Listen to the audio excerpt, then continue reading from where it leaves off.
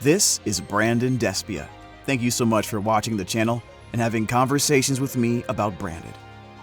In today's video, I'm going to show you my 60-card deck list that I'll be using in the upcoming locals with the new cards from the Chronicles deck, the Fallen and the Virtuous, and why I've made certain decisions with the cards. I also plan on making a follow-up video explaining some of my thoughts and opinions on what happened.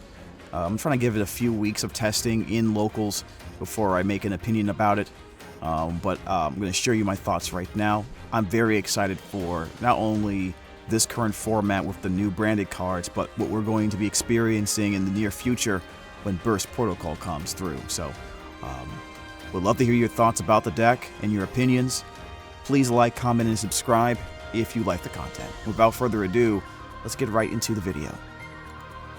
This will be my 60-card deck list for the following few locals for Branded Despia. As you can see, we're running 3 copies of Albion the Shredded Dragon and 3 Aluber. This isn't really anything new. We want as many copies of albaz as possible, and Albion the Shredded Dragon is a really strong card for being able to dig through our deck in Engine, as well as set up cards in the graveyard, so we're going to run 3 in a 60-card build. 3 copies of Aluber. This is extremely potent in any version of Branded because we are now able to access more powerful branded cards than we can, especially the Fallen and the Virtuous. I'm going to be running 2 copies of Cartesia the Virtuous, and then we'll be running our package of Bestials, 1 Bestial Magnamut, and 3 copies of the Bestial Serenir, just for the added consistency, and the value of the Bestials have increased due to the presence of light and dark decks monopolizing the meta. Whether you think you might see more branded players, for example, or you might see more Mitsurugi, Yummy players for sure. Lunalight is also a deck that you will probably see in your locals as well. 1 copy of Tragedy, because that is a 1-card combo if we get it through Foolish Burial or the Cold Sarcophagus. One thing I did want to add immediately, you probably see it and you're having questions about it, I am running a lot more hand traps than you would expect. I was thinking about the kind of hand traps I can fit in here and what criteria I would have for them, right? And the most important things for me was the synergy with Branded and High Spirits and its power level in our current meta for the individual hand trap. If both of those aligned really well, I was going to give it a shot for the next few weeks. So, Fualos makes sense. Now, everyone runs Fualos in the Branded build, and now more people are going to be running Mulcharming Meows because of the presence of decks that will be constantly special summoning from the graveyard, like the Yummy decks. Even Mitsurugi will do it. I think a lot of people will run Meows for decks like Malice, which is still a very strong deck as well. I am considering also having access to the artifact Lancia in the sideboard over certain options, but we're going to test and see how that goes with my locals. We can probably go in and out with that. The one change that I know you guys are questioning or asking about is the 3 copies of Dracotail Phymena. I'm not running a Dracotail engine in this build. This is strictly as a hand trap or material option. Phymena in Branded is broken. It is a broken card. This is one of the reasons why people were so interested in Branded Dracotail, not just because of the synergy with the Frixel. Before Frixel was even available, Dracotail Phymena was a huge draw for a lot of along with the Malulu for a lot of players. And Phymena is one of those hand traps that does so well in our build because we have so many dragons and spell casters, monsters that can create branded interruptions through our branded plays on our opponent's turn.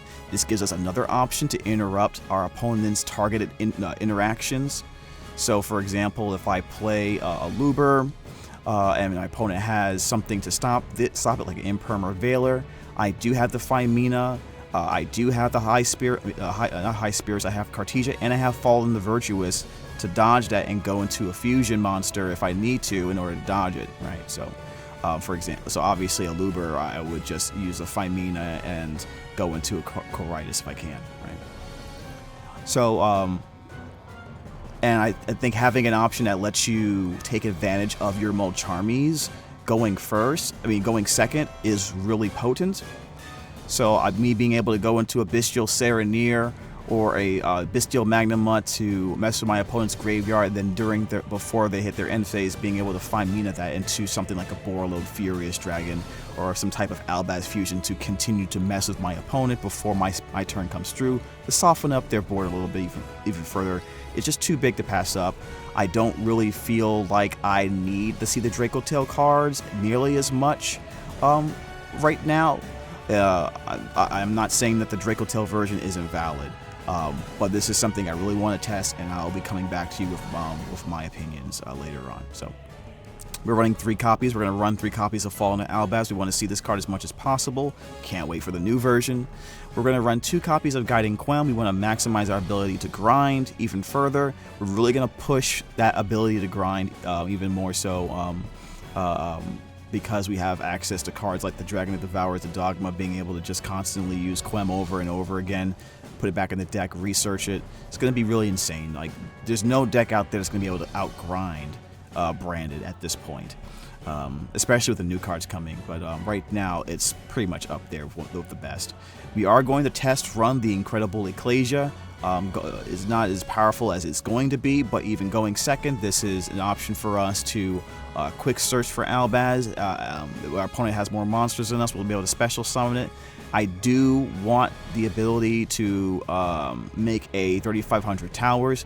There's not many decks that are going to deal with that naturally, so I have the room to try it out, and I'll see how it goes. I will say this card is so good from a utility standpoint that you don't need to have the Ecclesia, but I also want to be able to use the resurrection effect of the Fallen and the Virtuous. I want the highest amount of versatility I can, so I'll be trying this out. I'll let you know my thoughts. I mean, I just imagine like using Fallen and the Virtuous multiple times and in a game. It's going to be absolutely insane. We have the 3 Fualos, the 3 Meows. I think this is going to be more and more of a common thing for branded decks with the way the current best deck is being played right now. 1 Spriggan's Kit, 1 Bestial Lobellion to go with our other Bestials here, and 1 copy of the Tri-Brigade Courier. For our spells, 2 Branded Fusion, 3 Branded High Spirits. We have plenty of targets for it. It's one of our best cards, to play through an Ash Blossom, or play through something like a Impulse, right? So we're gonna run it at 3. 1 copy of the red, 1 copy of the white. We're gonna have more opportunities to use white because we have the ability to, for example, using 5 Mina to send materials to the graveyard to fuse, and then use those same materials for branded in white. It's gonna happen a lot more. So this is a very, very strong card. I'm going to be very excited for reusing this card over and over again with the Dragon that Devours the Dogma in subsequent plays. 1 copy of Branded Lost. I considered running multiple because this card is so ridiculously broken. Honestly, if I did not run Mina, I would probably be running 3 copies of Branded Lost, to be honest with you.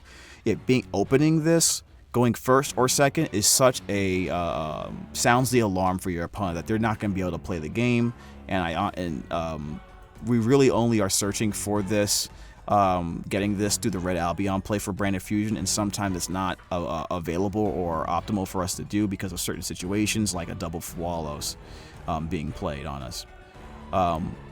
We're unlikely to draw the Bestial Lobellion, so but yeah, 1 loss is still good enough. We do have Aluber to search for it as well. Branded Opening at 3, that doesn't change. Called by the Grave. Foolish Burial turns our Tragedy into a 1-card combo and helps us go into Branded Fusion alternate routes to get Branded Fusion because we can send something like the Serenir or the Shrouded Dragon. Fusion Deployment, just as before, we're going to be using that to special summon Albaz or Cartesia, depending on the matchup. Golden Sarcophagus, going to be able to banish the Tri-Brigade Mercury to turn this into a 1-card combo, essentially. For our board breaking options that are non-engine, we just have the Super Poly. right now, and is one of our strongest options, and not our strongest option for Branded in terms of board breaking, especially with the Dragon that Devours the Dogma being able to fuse into that.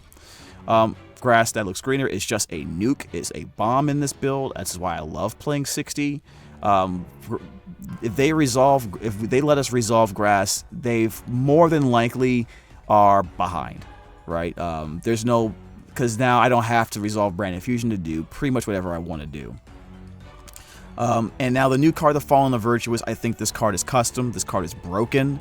Absolutely changes certain ways you're going to play this game as Branded. I would argue that many times I would rather search for the Fallen the Virtuous over Branded in red in many situations, because I'm going to be able to use the Fallen and the Virtuous to deal with a threat, and then send through it the Albion the Branded Dragon, and then during the end phase I can get another copy of the Fallen and the Virtuous, which can do the same thing again. So if you think of it like that, then being able to use cards like Dogma to reshuffle some of those resources, you can keep on doing it. That kind of grind game ability, it very much reminds me of how Blue Eyes uses Drill Beam to constantly put pressure on and control a board with its ability to bring it back constantly. Now, for them, they're bringing back the same one copy over and over again, but for us, we can essentially just play this on our turn, then play it on our opponent's turn, and then play it on our turn again. We can even use Branded Retribution to bring it back for a fourth time. And because we have the Dragon that Devours the Dogma, we're able to constantly shuffle these cards back. We can reshuffle the Fallen the Virtuous, we can reshuffle Branded Retribution, and this is really the linchpin of what makes Branded's grind game going to be so superior to other decks. Especially because we're getting, with this version of the build, I plan on breaking my opponent's board on their turn a little bit because I have Femina, making them forcing them into a half board with the Molcharmies, and then the rest of the deck can just handle whatever they put out. I don't think there's anything they can make on a half board, assuming the threat of Femina or a Molcharmy that Branded can't handle, basically, So I'm very excited for this card. I think this card is so broken. I almost want to put 3 Albion the Branded Dragon because of this card alone. One copy of Triple Tactics Talent, still a broken card. Another bomb, Triple Tactics Thrust, can get you the duplication if you really need it, or if you're going second, can get you grass. Retribution, expect in your Branded plays to play this card multiple times. You're going to want to use it. You're probably going to use it first. You're probably going to use it first to banish something. And the banish itself to get a spell or trap, right? But now what you're going to do is when you use Dragon Devours the Dogma, you're going to want to put this back in the deck. I think one of the keys to being superior at the grind game is by reusing this counter trap over and over again to deal with to hold your opponent down if they're trying to do some major special summon, right? Because then this card also will return fusion monsters back to your extra deck. So if you use this card, you banish it to get something back to your hand, right? And then you play the Dragon that Devours the Dogma, for example, put this card in the deck, and then during the end phase, you could say, okay, now I'm going to use my Albion the Branded Dragon, and now I can set this card, right? Now you have access to it to negate something. It's in the graveyard. You banish it, get a card back into your hand, perhaps a copy of the Fallen and the Virtuous, and then if you can resummon the Dragon that Devours the Dogma again, now this goes back into your deck and you can do it over and over again, right? So this is something that I think you're going to really want to focus on as you're learning the new ways to play this deck. And then the last card is Fusion Duplication. For the side deck, let's go over the extra deck first, actually. This is pretty straightforward. 2 Albion the Branded Dragon, strong. I might run 3, but really, I'd rather have a second Mirror Jade right now. So, 1 copy of Albion the Sanctifier Dragon. I've seen some people put it in their sideboard. It's just, to me, it's way too broken and to not use. and it's probably going to go up in price a lot. It wasn't in the structure deck. This card is absolutely busted, even outside of the lock. Even if I was to use Albion to do something like bring back a Mirror Jade or bring back a Dragon that Devours the Dogma, that is potent enough for it to warrant a spot, especially when you're talking about decks that will run multiple Molcharmies against you and you need some type of play. Just going into Albion the Sanctifier Dragon is good enough, along with just setting some back row. Right? We have the Borlo Furious Dragon. I mean, we still have enough Darks and Dragons that we can search and use to make this. Despia and Quiritis. This is necessary to go off of the Grand Guignol, plus because we want to be able to fuse into something off of our Luber if our opponent forces us to use Firemina to help it dodge negation. So that'll be our #1 card we'll probably go into if we don't have an Albaz or a Cartesia in our hand to go into something else. We have one of our super poly targets here, Garura, the Wings of Resonant Life. Pretty common card, also a great target to send off of Grand Guignol if we needed to. The Chaos Star Source Dragon is a mainstay in Branded now, such a great generic fusion monster that we can use over and over again due to the effect of cards like the Dragon that Devours the Dogma. Just shuffle it back if we need that card. You know, Lubellion the Syrian Dragon, we have the ability to leave it on the board and think of other plays and then put this card back with Dogma. Before, you know, we were kind of scared to leave this on the board after using its effect, because once we lost that card, we lost a lot of versatility in being able to access different non-branded branded fusion cards. But you know, leaving this on the board more okay now because of Dragon that Devours the Dogma. And I keep on talking about this card over and over again. You know, a 3,500 towers can be oppressive, but it's not really the reason you're running it, right? I mean, I'm trying to run it with Ecclesia so I can have access to that.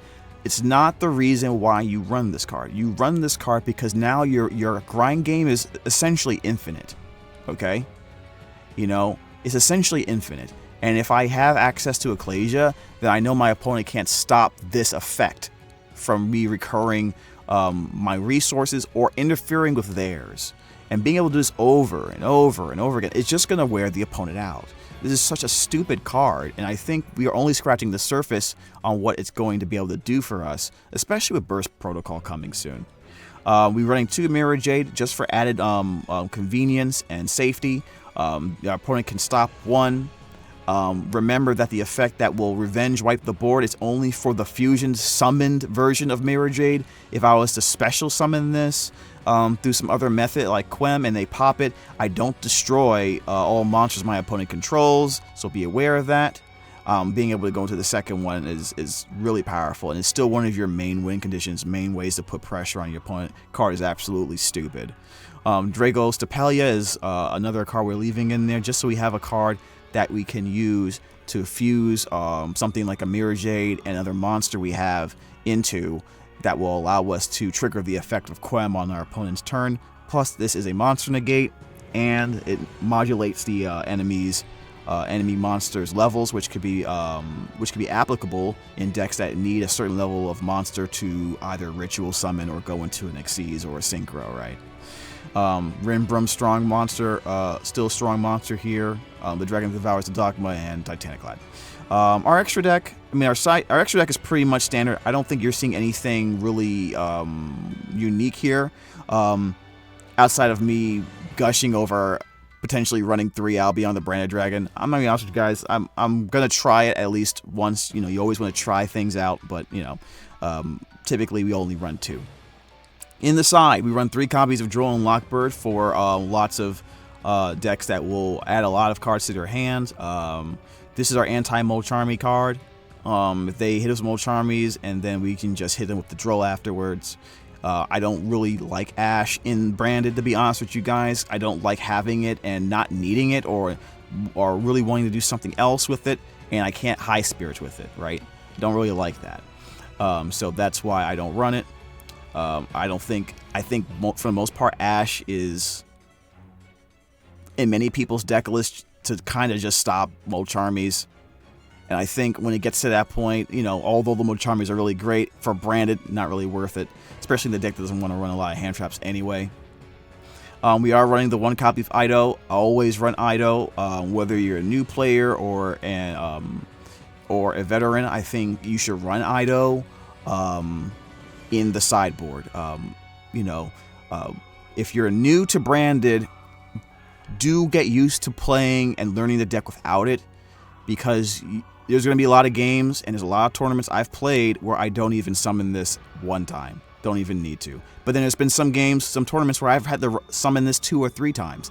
You never know, but you want to be versatile enough and good enough to learn how to play without it. You don't want to get caught thinking too heavily into getting this out constantly, and then it makes it easier for your opponent to mess with you, especially if you don't have branded loss on the board. I'm running 3 copies of Nibiru here. I chose Nibiru because being able to use this along with my Phimina and my other cards, my other hand traps, I really want some really powerful bombs of hand traps. I want a huge bomb to be able to draw into that can mess with my opponent. The 2 options are really just Nibiru for me or the Phimina. Just how Draco Tail does it. There is an argument that I should probably put in 3 copies of the Lancia, and I agree with you. Not sure if I would take out Nibiru for it yet, but it most likely would be the case. Depends on if I see a lot of decks that it would affect in my locals. 3 copies of Forbidden Droplet. This is probably the second most powerful non-engine that you're going to want to use along with the Super Poly, so I put it in the side for now. I have room, I can make room for this if I really need to add it in there. We're running 3 copies of Evenly Matched for going second, and then for going first, we're running 2 additional copies of Fusion Duplication. When we're going game 2 or 3, if we know we're going first, we put these in there along with the Ido, and we're just trying to, if this is a viable option to beat them, we're just going to see if we can go into the lock just so we can get that game over with and move to game 3, right? So that's the deck list. I would say if you are comfortable running 1 Mirror Jade, I usually only run 1 Mirror Jade, but if you're comfortable, if you want to add a different monster there instead, what I would suggest is probably another branded fusion monster. You could run the Philia Regis. You could run that instead if you'd like to. If you are a player that doesn't have a bigger budget and you're looking for something to play in there, I would maybe consider the Light and Darkness Dragon Lord. You can make it without branded banishment, but it's probably going to be a lot easier for you to do so, and it's still a very strong play. This is basically the fusion version of Apple for 3, right? If you think of it that way. So if you run this, know that you'll be running it with the branded banishment, which you can get in the structure deck. Dragon Lord is very inexpensive. It probably won't even cost you $1. The other option I would probably say is Despian Praskinian. It also is a fusion monster on the Despian side that requires 1 particular monster plus 2 other monsters. So this could be another way of using Super Poly to take multiple monsters on your opponent's side of the field. This kind of has been forgotten a little bit, but this still has some viability if you're looking for an extra fusion spot with your Despian monsters. Maybe your build runs more Despians than most other builds. Then I can see you taking a copy of Praskinian, also a very cheap card that's still pretty good, and you can put that in there. You could also run Despian Lilith in this place instead. I would also suggest that, especially if you're running multiple copies of Granguignol. So that's my deck list. Like I said before, I'm going to test it out. I'm going to check it out online and then in locals. And I'm going to give you a little bit of report a few weeks later, just to give you my thoughts on it and what I ended up changing and why I ended up changing them. That's it. I'm very excited, man. New Age of Branded is upon us. Very excited. I think Branded, by the way, is right below the top decks of the format. Mitsuyami is definitely at the top of the list. Draco Tail is still above. Especially with their ability to use branded fusion as well. But to be honest with you guys, Branded is pretty much right up there, right behind those decks. You know, we're probably in an area where Lunalight and you know, Malice, probably around that area. And if I was to make a tier list about it, this card is a game changer. And I feel like the more we abuse this card, and the more we use it over and over again, the more it's going to be a problem for a lot of people. I think if that ends up happening, we'll probably end up seeing this card get a point restriction in Genesis format, especially. So keep that in mind as well, and and use this while you can before they do put a restriction on it in Genesis. This card is custom. All right, guys, thank you so much for watching the video. I really appreciate it. Take care, and let's go Branded.